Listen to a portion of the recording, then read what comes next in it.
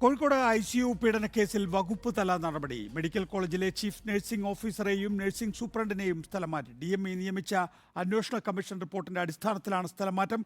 ഇരുവരോടും വിശദീകരണം പോലും ചോദിക്കാതെയാണ് നടപടി. സനിയോ മനോമി വിശദാംശങ്ങളുമായി. സനിയോ, എന്തൊക്കെയാണ് കൂട്ടിച്ചേർക്കാനുള്ളത്?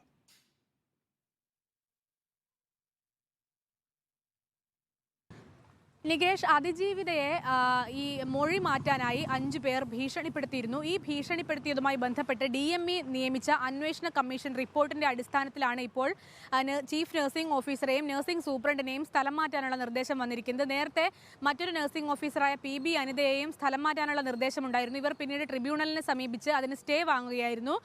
ഈ റിപ്പോർട്ടിന്റെ അടിസ്ഥാനത്തിൽ പറയുന്നത് ചീഫ് നഴ്സിംഗ് ഓഫീസറും നഴ്സിംഗ് സൂപ്രണ്ടും നിരുത്തരവാദിത്തപരമായ സമീപനവും പരസ്പര വിശ്വാസമില്ലാത്ത രീതിയിലുള്ള പ്രവർത്തനങ്ങളും നടത്തി എന്നാണ്. അതുമായി ബന്ധപ്പെട്ട് ഇവരെ ജില്ലയ്ക്ക് പുറത്തേക്ക് സ്ഥലം മാറ്റണമെന്നായിരുന്നു നിർദ്ദേശം. എന്നാൽ ഇവരോട് വിശദീകരണം പോലും ചോദിക്കാതെയാണ് സ്ഥലം മാറ്റിയതെന്നാണ് പരാതി. നഴ്സിംഗ് ഓഫീസർക്ക് കോന്നി മെഡിക്കൽ കോളേജിലേക്കും നഴ്സിംഗ് സൂപ്രണ്ടിന് തിരുവനന്തപുരം മെഡിക്കൽ കോളേജിലേക്കുമാണ് സ്ഥലം മാറ്റം കിട്ടിയിരിക്കുന്നത്. ഇവർക്ക് വിരമിക്കാൻ ഇനി മാസങ്ങൾ മാത്രമേ ബാക്കിയുള്ളൂ. അതിനിടയിലാണ് ഇത്തരത്തിൽ വിശദീകരണം പോലും ചോദിക്കാതെയുള്ള ഒരു നടപടി ഉണ്ടായതെന്ന് പറയുന്നു. കൂടാതെ ഈ 5 യൂണിയൻ പ്രവർത്തകരായ ഈ അതിജീവിതയെ സ്വാധീനിക്കാൻ ശ്രമിച്ചു എന്ന് പറയുന്ന 5 യൂണിയൻ പ്രവർത്തകരുടെ പേര് ആരാണ് മെഡിക്കൽ കമ്മീഷന് പറഞ്ഞു കൊടുത്തത് എന്നടക്കമുള്ള ചോദ്യങ്ങൾ കമ്മീഷൻ ആരാഞ്ഞിരുന്നു.